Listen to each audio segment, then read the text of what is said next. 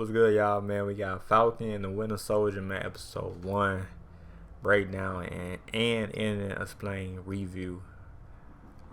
Easter eggs, man. Say but right to it, man. Leave a like, man. So my channel, hit the bell if you're new, man. And yeah, we got heavy spoils, man. Or spoil. Hope I said that right, man. If I don't, hey, don't razz me in the comments. I'm sorry. Don't do that shit though. But yeah, man. So I just saw the episode. The show, man, yesterday at or last night. You know what I'm saying? You know, 12 o'clock, well, 2 o'clock in the morning type shit. You know what I'm saying? And shit was fire, man. Hey, Marvels don't miss on their episodes, on their show in general. You know what I'm saying? Just like WandaVision, 10 out of 10. This one gonna be a 10 out of 10 too. And first, the beginning part start off with the action part. You know what I'm saying? You fly in the plane and shit. And a lot of Easter eggs too. You know what I'm saying? A lot of Easter eggs, man. So yeah, if you like the Marvels, you know, like this, you gonna like it though. If you saw it, man, let me know in the comments, y'all, man. If you didn't, let me know in the comments too. But yeah, they don't miss, man, what they shows though. They don't. And then we got Loki. I heard about Loki coming out. Hope I say that right. Loki coming out June 11th. So hey, man, hey. They gonna keep it coming though. They gonna keep it coming with these shows, man. They gonna keep it coming. So hey, you better be ready, man. With Marvels though, they ain't playing with y'all. You know what I'm saying though. But yeah, right to this episode 1 breakdown, man. 21 minutes 38 seconds. So hey, get some popcorn, get some snacks or whatever, man. Cause it's gonna be a long ass video. I know some of y'all like long videos, some of y'all don't. But this one gonna be long though. So yeah. And I'm about to, pause, you know what I'm saying? Because I watch this shit too. So, yeah, if you see me pausing, just know I watch this shit too. Like I said in the beginner, you know why I said though. But, yeah, leave a like, man. So my channel, hit the bell for new, man. And, yeah, let's get it. And we are back. Welcome to the Heavy Spoilers Show. I'm your host, Paul, aka the Fly Guy, who's pretty armless outside of his bad puns. And this video, we're breaking down episode 1 of Falcon and the Winter Soldier. Taking place roughly 6 months after the events of Avengers Endgame, we follow... Yep. That's why somebody in the comments, it's 6 months, you know what I mean? They was like, I told them, like, how long? They said 6 months. So I'm like, alright, true that. Sam and Bucky as they adjust to their life after the blip. It's a better pilot than the dude hijacking the plane, and it makes for an awesome opening that's gonna have myself and every other Marvel maniac gripped for the next 6 weeks. Throughout this video, we're... Yep, already. I'm about to say, I like that when they start off with action, like off the rip. Like I like that shit though. We're going to be breaking down the story, Easter eggs, things you missed, and how the characters compare to the comics to give our fan theories on why everyone is Mephisto. Now we start off with Sam ironing his shirt, but what we discover is an event at the Smithsonian which involves him handing his shield over to the Captain America exhibit. You may remember that this first appeared in Captain America the Winter Soldier, and both Steve and Bucky ventured out to it during the film. Sam places the shield back into the brown bag that Steve gave him, metaphorically symbolizing how he has returned it to the place that it came from. Over the top of the scene, we hear the dialogue from Endgame. Yeah, that's what I was saying. I said, oh, this is part of the Endgame shit. In which Steve asked Sam how it felt with the shield. He replied with, like it's someone else's. And this line is clearly a driving force for the character's actions, as he very much feels like he can't live up to the mantle. And although we only get brief glimpses of his room, this does help to paint out his mind state. Often in TV shows and films, the way people's houses are kept can signal what's going on with them mentally. Sam's room is a bit messy, which completely juxtaposes the appearance that he's trying to give off with the suit. This could showcase that he's trying to present to the world that everything's a-okay, when, as we learn throughout the episode, he's struggling with a lot of issues. Bit of a reach here, however, we can compare this room to what the Avengers lived in at the HQ, and this feels a lot more like Sam is on tough times, which is confirmed later on with the banker, and he's a right bloody banker. Now the Avengers, including Sam, were instrumental in saving the universe, and though the thank yous that they receive are great, it's clear that the character isn't being showered with riches, so he still struggles with keeping a roof over his head.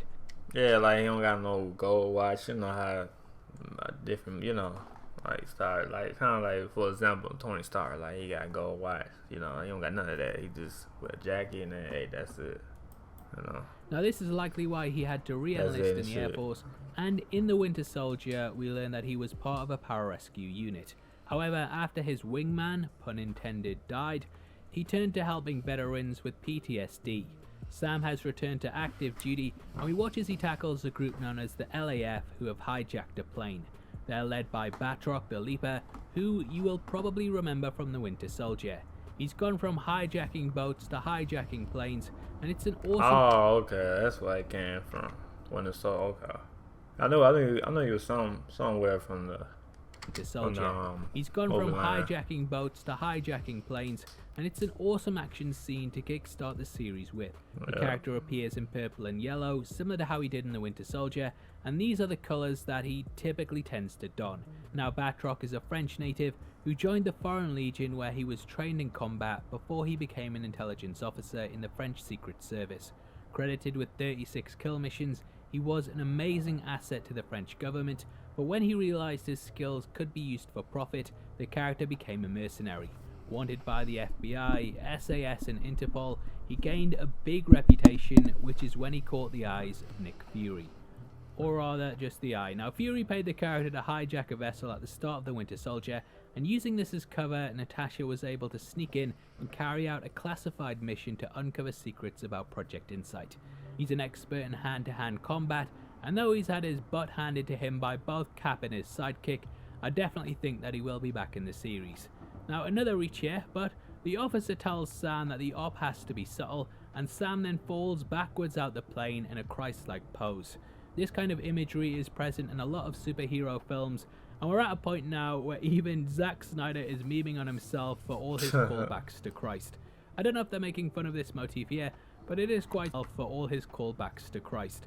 I don't know if they're making fun of this motif here, but it is quite strange how they have this play out immediately after saying how things should be kept subtle. Now it's during this scene that we're introduced to First Lieutenant Taurus, who you may recognise as a big player in the graphic novel run Sam Wilson Captain America. In the work... Oh, okay. I didn't know that though. Taurus was captured by a group known as the Serpent Society, and he was experimented on. Made into a half-man, half-Falcon hybrid, the character ended up becoming somewhat of a sidekick to Sam throughout most of the run. The book was kick-started with an elderly Captain America giving the shield to Sam, and he had to deal with how unpopular this was, whilst also making his own way.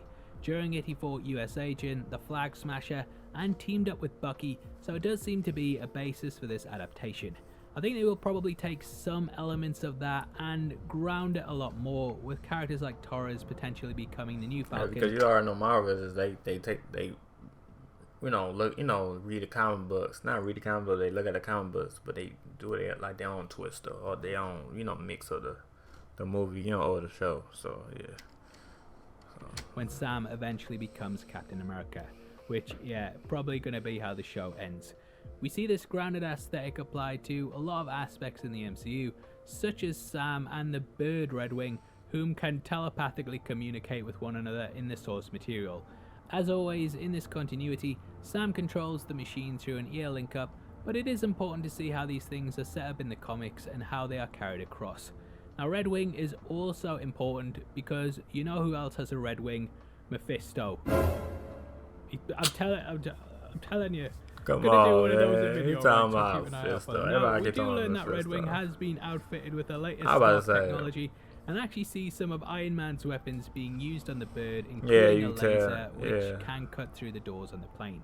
This laser also appeared in Infinity War as a way for Stark to cut a hole in Ebony Maw's ship. It's an incredible action scene in which we see Sam using the wings like a shield, and this is a very important characteristic for Captain America to have. In the book that the series is based on, they even have a whole bit about how Cap chose his symbol to be a shield rather than a gun, as he wanted to be seen as a defender instead of a conqueror. Though subtle, it does show that Sam has what it takes to be Cap, even though he may not believe it himself.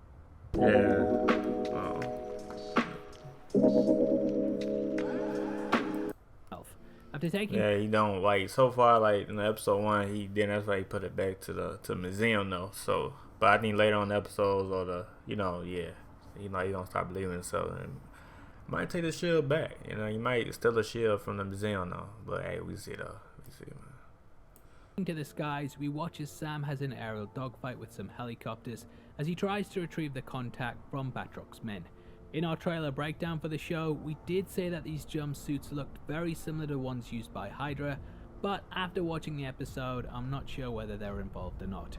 Yep, WandaVision has officially killed my need to do fan theories. They are still out there, as we last saw them taking Cross's pin particles in Ant-Man, but it's likely that the imagery just looks similar rather than them being linked to the events. Sam saves the contact before they hit the Libyan border, and we join him and Torres in Tunisia, where the pair discuss the villains of the piece. That is, the Flag Smashers.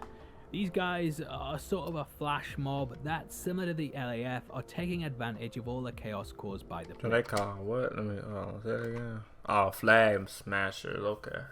I didn't know what they call. I was like, who's these guys? You know what I mean? Flash mob that, similar to the LAF, are taking advantage of all the chaos caused by the blip. Now in the comics, this wasn't a group, and instead it was a single man who went under the moniker.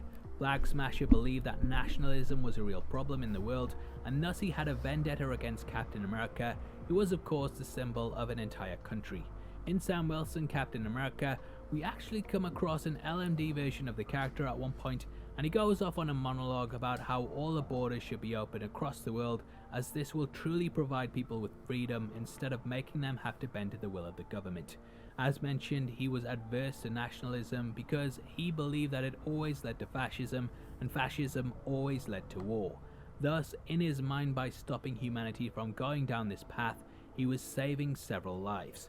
They sort of pay lip service to the bit about borders, with Torres explaining the motives of the group, but one of the major things that isn't in the comics that he brings up is that they think life was better in the blip. As Sam states, if something gets good for one group, it usually gets worse for another, and it sort of got me thinking about the economy in the blip itself.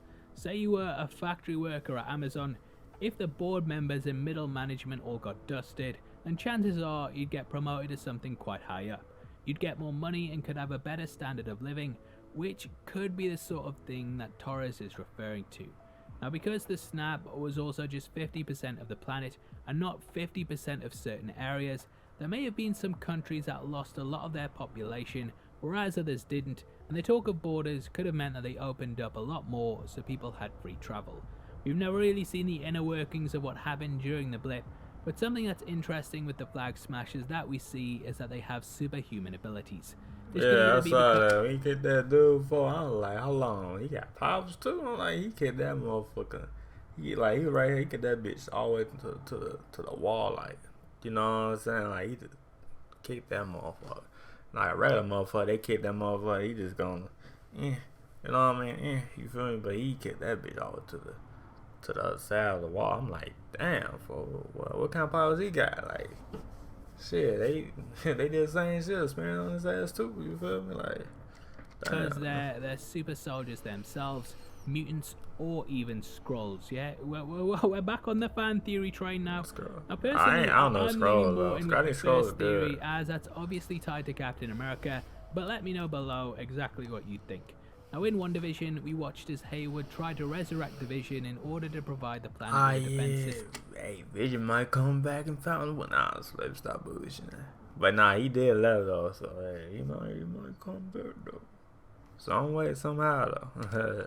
Yeah. And it is possible that the Flag Smashers were experimented on for this very reason. Flag Smasher in the comics, on the whole, just tended to be a normal guy with a skill set better than Liam Neeson's, but looks like they've changed a lot of stuff here. Now, an interesting aspect is that Captain America has disappeared. A lot of people, myself included, believe that the show would start with Sam and Bucky faking his death so that he could lie in peace, but it is known that the character is alive and well. One of the fan theories is that he's hidden away on the moon, but as we all know, he's actually the President of the United States. Now, moon bases have appeared hey, heavy spoiler, boy. You funny as hell, though. You funny in the motherfucker, no cap. In the comics, there's even one that the Watchers used to spy on Earth from.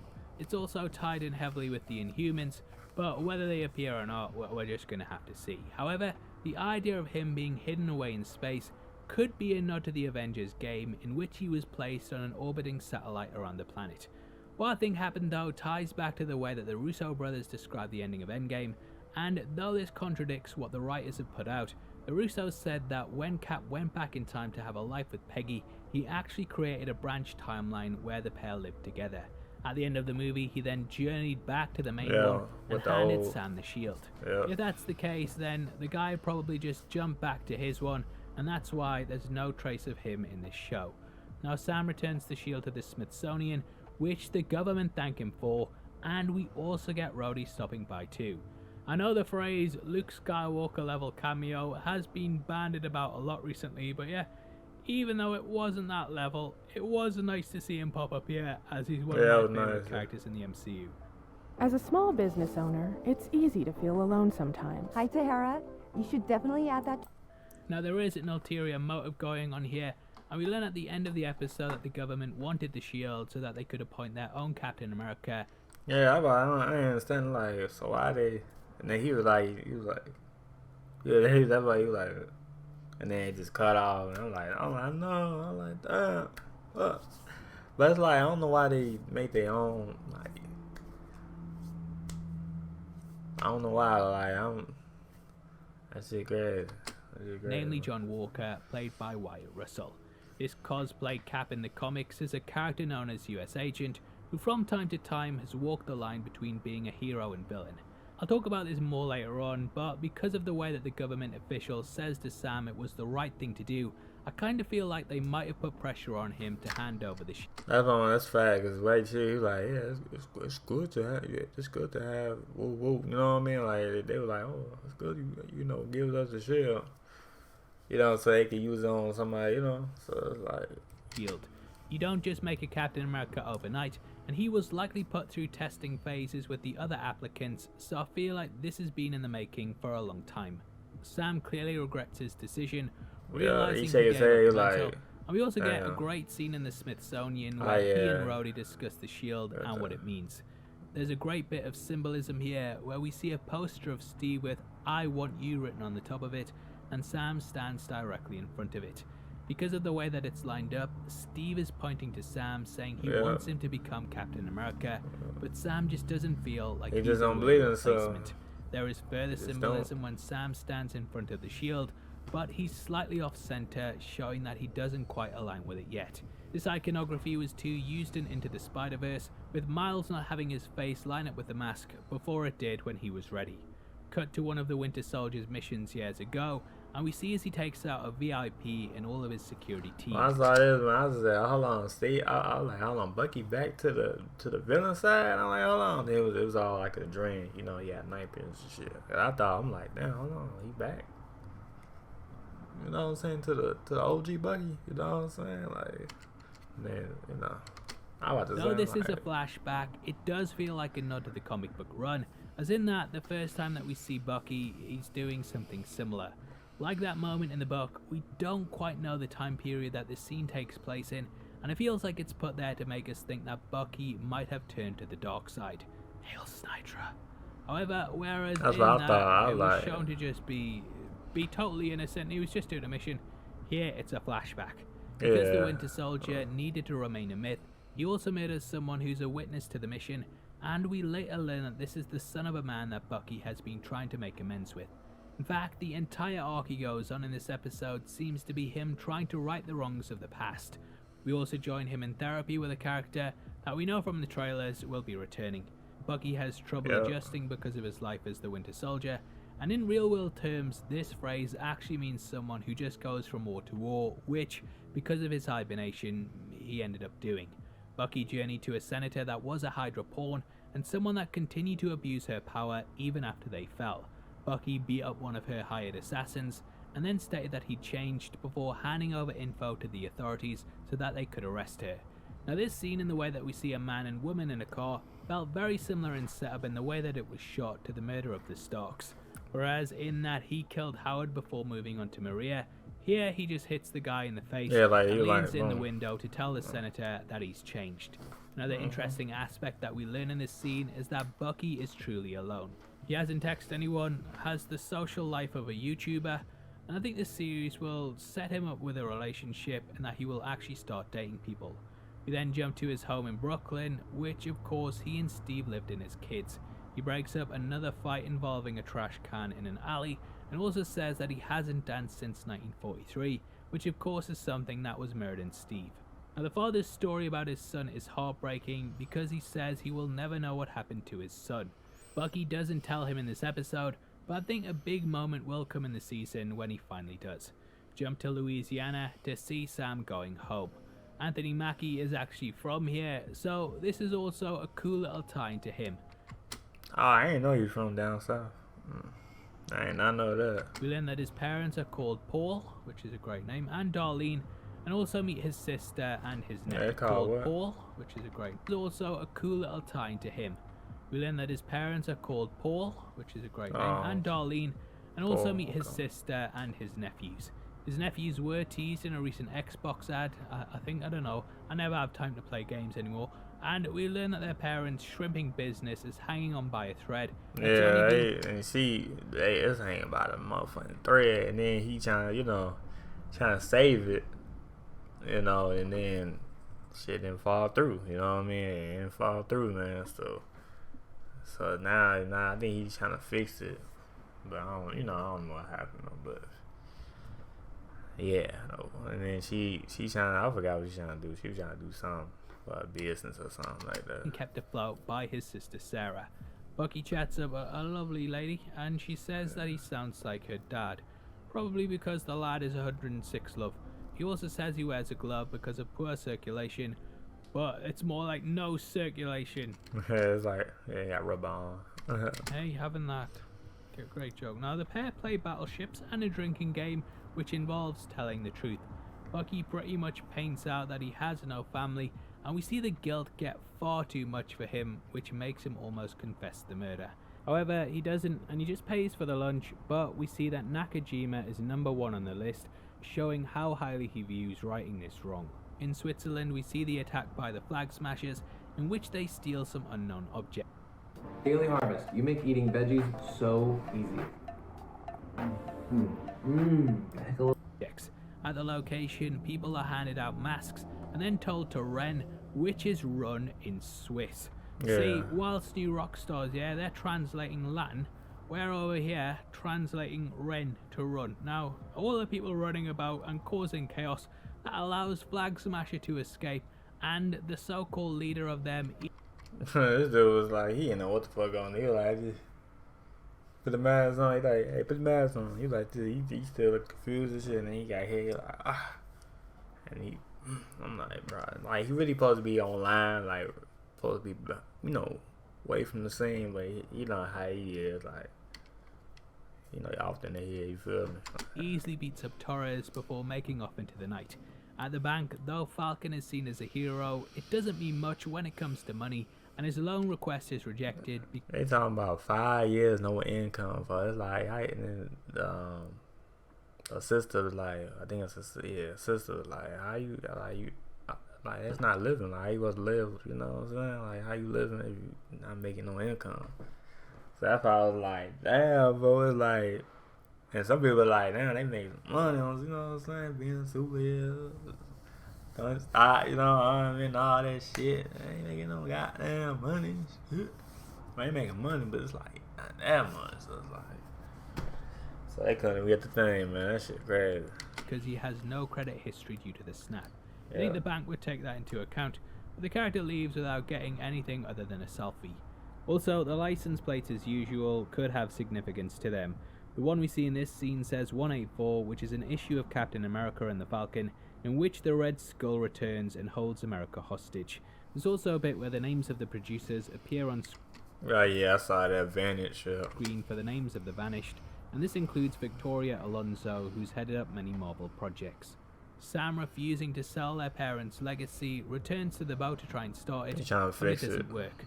Also, we see a little bird and a globe on the dash, and a bird Easter egg, because he's called Falcon. Best Easter eggs on the net, folks. Torres then sends him a video message of the Flag Smashers, and we get the crushing news announcement that there's a new Captain America, which ends the episode. Now, who exactly is this? Well, as mentioned earlier, this is John Walker, the new Captain America. We're going to be breaking him down in just a bit, but if you're enjoying the video so far, then I'd massively appreciate the thumbs up. And don't forget to subscribe and click the bell to never miss one of our weekly breakdowns on the show. I also want to thank all of you for your support on WandaVision, as it helped me to get early access to this episode, and it's meant I can take more time, so I appreciate each and every one of you. Now, US Agent was first introduced in the comics as the supervillain Super Patriot. Walker was a counter to Captain America, and he was set up as a way to embody the patriotism in opposite to the hero. Whereas Cap showed off the good aspects of American patriotism, Walker showed off the bad bits, and this put the pair at odds with one another. He did kind of go back and forth as a hero and villain over the years, and currently he stands as someone who's mainly a good guy. Now, at one point, when Steve quit as Cap, he stepped into his shoes, but wasn't really that well received. Sort of, if you want a good analogy, then think of Azrael in Batman Nightfall, and you sort of get the idea. In having him take over the role, it helped to better define what Captain America truly meant by showing what it shouldn't mean, and this will likely be carried across to the series. I feel like Walker will initially appear in a positive light and end up attending parades and so on, but he will have a lot more of a sinister side to him and will eventually go toe-to-toe with Sam. In the comics, namely... Oh yeah, I'm already knowing. I'm already knowing. Episode 2 gonna be good too. Episode 2 gonna be just like episode 1 though. Oh, the whole episode is gonna be good though. I don't know how many episodes it's gonna be though. I think it's gonna be like 9 or 10. Probably 10 though. This time, or probably 9. But we see it though when we get to that point though. Sam Wilson, Captain America, he's actually hired by Captain America to fight Sam, and the pair face off against one another in a big action scene. Now, Cap did this because, look, it was a weird time when him saying things like "Hail Hydra," that was all about, you know, this stuff. And yeah, it was a weird one. Point is though, this was sanctioned by a government figurehead, and Agent actually refused to fight Sam until Cap stepped in and told him what to do. I think at some point Walker might be reluctant to take on Sam, but that the government may push him into doing it because he makes them look bad. Either way though, I'm very excited for the future, and on the whole, I absolutely love the first episode. Yeah, me too. Hey, 10 out of 10 for the first episode. Hey, 10 out of 10. Let me know in the comments, y'all, you know, what y'all rating on the episode for Falcon and Winter Soldier. Let me know in the comments down below, y'all. The Snyder Cut and this release back to back has made this for an amazing week, and both are great comic book entries that you definitely should check out.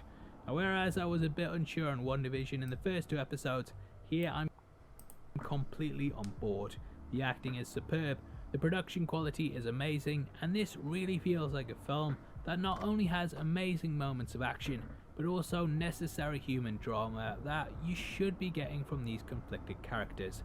I really didn't think there would be many fan theories that we could make with this show, but my mind's already racing over what could happen next, where Steve is, and what's going on with the Flag Smashers. After an asteroid struck my yoga studio, Vistaprint helped me pivot to hot yoga. Those emo... Yeah, I was wondering, like, what's the... I was wondering the same shit. Like, he might be just be hiding, like... Just like Bucky was. Like, Bucky doing right now, he hiding. I mean, not hiding, but, you know, like, he staying, you know, low-key, you know what I mean? Shit like that. He is absent for now. Going forward, he will obviously be a big player, as will Sharon Carter. I think it's also a testament to how good this episode is, that Sam and Bucky never actually meet, and we're still just as hyped to see them on screen. I think the latter will probably go to the former asking for help, which will also be a great moment, and this will sort of set up the Flag Smasher showdown as well as the Zemo arc. Overall, this is a brilliant first entry, and we now know from the director that the series will be setting up 3 more MCU stories. I'm guessing that they're Armor Wars, Secret Invasion, and potentially Ms. Marvel, but we will of course have to see. A big plotline involving a virus was apparently reworked in the wake of the pandemic, so who knows, that may even be Terrigen Mist, and we could be getting the Inhumans at some point. I don't know, yeah, I'm gonna stop with these fan theories, but what an absolutely incredible way to bring us back to the MCU with a bang. Even though it's just been one empty week since WandaVision, the wait, yeah, it felt so long, and I'm glad... Yeah, it felt long, but it kind of didn't though. It's just 1 week. You know, I had to wait till one you know, Falcon in the Winter Soldier, man. But yeah though, yeah. Now that we have some more amazing content like this to tie us over until May, which hopefully is when Black Widow releases. Fingers crossed, yeah. Now obviously I'd love to hear your thoughts on the episode, so make sure you comment below and let me know. Yeah, that was Falcon and the Winter Soldier, man. Episode 1 breakdown, man. At yeah, and in this playing review, Marvel MCU Easter eggs, man. Leave a like, man, to my channel. Hit the bell if you're new. If you like long videos, not really long videos, but like videos like this for Easter eggs and, you know, different movies or different shows, man, let me know in the comments down below. And, you know, I was, you know, keep doing them, man. And yeah, though, but episode 1 was fire, though, man. 10 out of 10. Episode 2 gonna be even fire and more to come, you know what I mean? But yeah, though, but yeah, you know, I ain't gonna lie, episode 1, let us off of a cliffhanger, you know what I'm saying? Not really a cliffhanger, but kind of, you know what I'm saying? So yeah, but I can't wait for episode 2 to come out, man, and all the episodes, you feel me? And yeah, let me know you're excited for Falcon and the Winter Soldier. Let me know in the comments down below. And yeah, I'm out, y'all, man. Yeah, alright, peace.